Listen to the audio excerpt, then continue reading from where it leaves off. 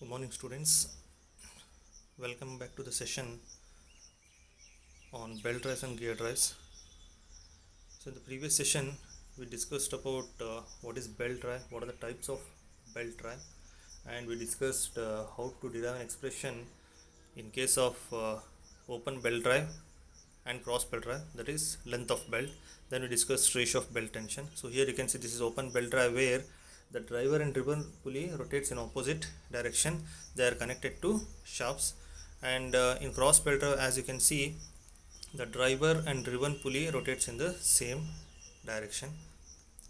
Then we have one more belt drive, that is known as timer belt drive. It is similar to your open belt drive, but the only difference is here we will have teeth cut on the driver and driven pulley and on the belt as well. So if you use this timer belt drive here, the slip is not at all there, which will increase the power transmission. Then the advantages of flat belt drive, as you can see, very good efficiency, easy installation. Then life of the belt is more than V belt, suitable when distance between pulleys is more. So I can use flat belt drive only when the distance between the pulleys is more, that is center distance, and it is economical for power transmission. When it comes to disadvantages, or I can call it as limitation, it is not suitable for a small distance between the pulleys. When the center distance between the pulleys is small, we cannot use flat belt drive. We may have to go for V belt drives. Then maintaining exact velocity ratio is very difficult here. So what is velocity ratio, we'll discuss later. So here maintaining this velocity ratio exactly is a bit difficult. Then in case of flat belt drive, we know this slip and creep is a common problem which will increase loss in power transmission. Then higher power transmission is not possible in case of flat belt drive. Then in case of V belt drive, the advantages, as you can see, the higher power transmission because of excellent grip. As the shape of the belt is having V section, so it will create a excellent grip with the pulley, which will increase the power transmission. Since there is good grip, we can see the slip is very negligible. Then very smooth functioning. Then it is very compact drive. Then shaft axis can be horizontal, vertical or inclined. In case of flat belt drive, we can go for only horizontal shaft axis, but in case of V belt drives, if you are using V belt drive, we can go for horizontal, vertical or inclined cross shaft axis. Then when it comes to vibrations, in case of V belt drive, vibrations are less compared to flat belt drive, as we know the excellent grip is provided in case of V belt drive. Then certain disadvantages are there in V belt drive. The first one is not suitable for long distance between the shafts.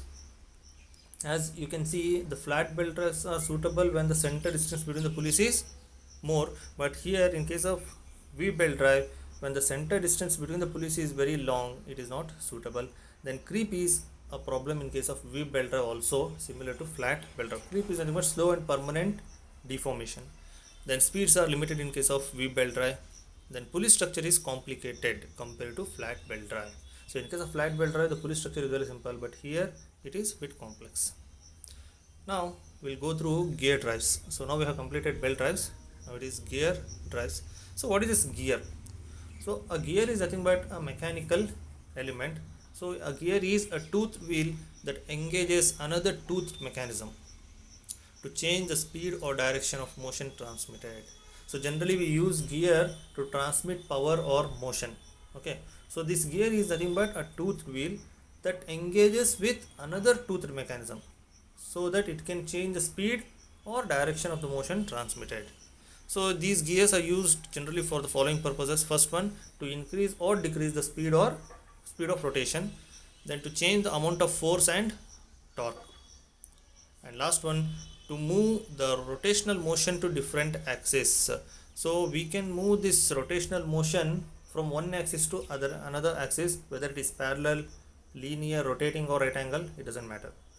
And one more purpose, that is to reverse the direction of rotation. These are certain purposes for which we are going to use gears. So these gears are very compact in nature and they are called positive drives. As we discussed in belt drives, they are non-positive drives because you can come across slip in belt drives, but in case of gears there is no slip. or you can say slip is almost nil. That is why they are called as positive drives. And the power transmission elements are capable of changing the amount of force and torque. So what are the power transmission elements you're going to use? They are capable of changing the force and torque. For example, if you are using sports car, we know these sports cars go very fast, but when it comes to pulling heavy weights, it is not possible by sports car. So speed is the element which is important in sports car. And when it comes to big trucks, they can pull heavy loads, but they cannot go fast. So power is the element here. So it is because of the gears which are using in sports car and big trucks. Now we have different types of gears. So for your syllabus, from your syllabus point of view, we have to discuss only these 5 types of gear. So first one is spur gear, then bevel, helical, worm, and rack and pinion gear. So we'll go one by one. First one is spur gear. See, as you can see in the figure, spur gears are the most commonly used gears to transmit the power between two parallel shafts. So when the shafts are parallel, we can use these spur gears most commonly in order to transmit the power between those two parallel shafts. So as you can see, the teeth cut on the spur gear, they are straight and they are parallel to the shaft axis. You can see whatever the teeth we have cut here, the axis of these teeth are parallel to the shaft to which they are attached, and it is very simple to manufacture. When it comes to manufacturing of spur gear, it is very simple to manufacture. And where it can be used, it is used in machine tools, gearboxes, watches, and precision manufacturing instruments. So this is spur gear. Next one is bevel gear. See, when it comes to bevel gear, they are again used to transmit the power between two shafts, and the condition is these two shafts are intersecting shafts and they are at right angles. So here you can see the two shafts are like this. This is the axis of the shaft for one bevel gear, and this is the axis for another bevel gear. They are not parallel, they are at right angle and they are intersecting. So in such cases we are going to use these bevel gears, and the shape of this bevel gear is nothing but a section of cone, right? And the bevel gear teeth may be straight or spiral. So in the figure you can see the teeth are spiral. Sometimes we may use straight teeth also. And these bevel gears are designed specially for efficient transmission of power and motion between intersecting shafts. So when it comes to intersecting shafts, we can use bevel gear. So if it is parallel shaft, we cannot go for bevel gear. And where it is used in hand drill and automobiles. Next one is helical gear. So you can see the figure, this helical gear is similar to your spur gear, but the only difference between this helical gear and spur gear is the teeth which are cut on this helical gear, the axis of this teeth is not parallel to the axis of the shaft. Here you can see this is the axis of the shaft, and you can see the axis of the teeth is this one. So they are not parallel. So it resembles spur gears, but the teeth are cut at an angle rather than parallel to shaft axis. And this angle by which the teeth are cut on the helical gear, it is referred as helix angle. And this helix angle depends on two factors, that is shaft design and relative position of the shafts. So now to ensure smooth running of the gears, this helix angle should be such that one end of the gear tooth remain in contact until opposite end of that following gear tooth has found contact.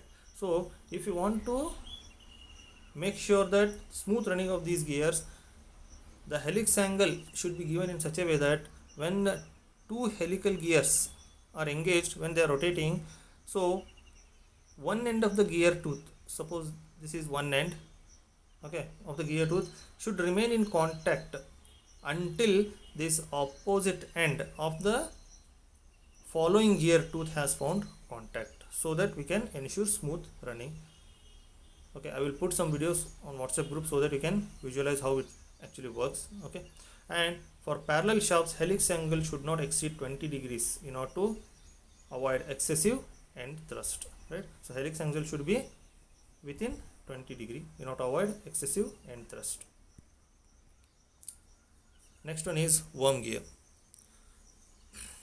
So These worm gears are used to transmit again the power between two shafts which are at right angle but they are not intersecting. Okay, so you can see the axis of this gear is like this, and sorry, like this,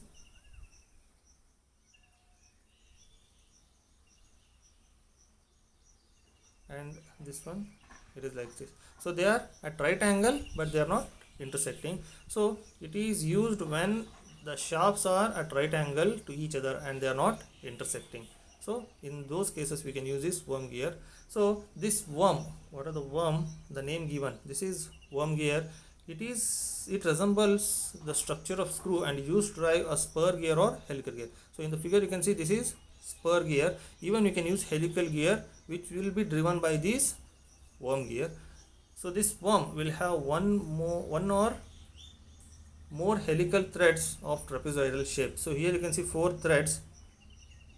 So here you can see we have 4 threads. So we can have more than 4 or less than 4, but it should be one or more than one helical thread. So this worm can easily turn the spur gear. What are the worm we are talking about? This worm can easily rotate this spur gear or helical gear, but when it comes to the reverse direction, it means the turning of this worm gear by spur gear is very difficult because of the shallow angle of this worm gear. So this worm gear can easily rotate spur gear, but the spur gear cannot rotate worm gear because the angle of the worm gear is very shallow. So this is the feature which will be useful, and it is like a brake system or locking feature which is very much needed in conveyor systems. So if you want to transfer some material in a conveyor system, if you want to avoid the reverse direction or reverse movement of the conveyor, we can use this worm gear which acts as a locking feature and it can act as a braking system. Then we have last one, that is rack and pinion gear. So you can see rack is nothing but a rectangular bar, consists of series of straight teeth. So this is nothing but our rack. So it is nothing but a rectangular bar consists of series of straight teeth. So rack is nothing but a spur gear with infinite diameter. So you can consider this rack as a spur gear, but when it comes to diameter it is infinite because it is straight, right? So when you talk about diameter it is infinite, and it is used with a meshing pinion. So this is called as pinion, which is again a spur gear with finite diameter, which enables rotary to linear movement and vice versa. So as the rack rotates, the linear movement is converted into rotary movement, or when this spur gear rotates, the rotary motion is converted to linear motion. So both possibilities are there. So it is used in automobiles, machine tools like lathe, drilling machines and measuring instruments. In our automobiles nowadays you can see the windshield wipers. Okay, in the earlier days, the windshield wipers were operated by these rack and pinion gear, but nowadays it is done automatically. And even in the olden days, the steering mechanism was operated by this rack and pinion gear in automobiles. Now the advantages of gear drives. As you know, they are positive drives, so no slip in case of gear drives. So it is very convenient for short distance power transmission. When the power transmission, we talk about power transmission, it is very convenient when there is short distance. Then velocity ratio remains constant in case of gear drives. Then efficiency is very high. Both metallic and non-metallic gears are available. So when it comes to gear, when you talk about gears, both metallic as well as non-metallic gears are available. Depending upon the application, we can decide whether to go for metallic gear or non-metallic gear. Then last one, the power transmission is possible between two shafts irrespective of their positions. So this is a very good feature of this gear drive. So I can go for power transmission between two shafts irrespective of their position. Whatever may be the position, we can go for power transmission, but it is a bit difficult in case of belt drives, right? So disadvantages of gear drives. So it is not suitable where the distance between shafts is large. When the center distance between the shafts is very large, we cannot go for gear drives. And in case of gear drives, lubrication is very essential, especially when you're using metallic gear drives. And when it comes to manufacturing of these gear drives, it is very costly, and more number of gears in an assembly lead to increased weight. Suppose if you're using more number of gears in an assembly, okay, so if the number of gears increases, definitely the weight of that assembly increases, which will reduce the efficiency and power transmission. Okay, so here you can see again figure where types of gears are being mentioned. So here you can see this is spur gear as I shown, then we have helical gear here, then we have spiral bevel gear. As I said, the in case of bevel gear, the teeth may be spiral or straight. Even we have worm gear here, you can see worm gear. Then here you can see one more type of bevel gear. Then we have straight bevel gear, as I said. Then you can see here double helical gear, we have double helical gear. Then we have rack and pinion gear here. Then one more, it is called as internal gear. You can see the diagram how it actually looks like, right? So in the next class we're going to discuss, in the next session we're going to discuss the gear tooth nomenclature, okay, and what are the different parameters we should remember in case of gear tooth nomenclature.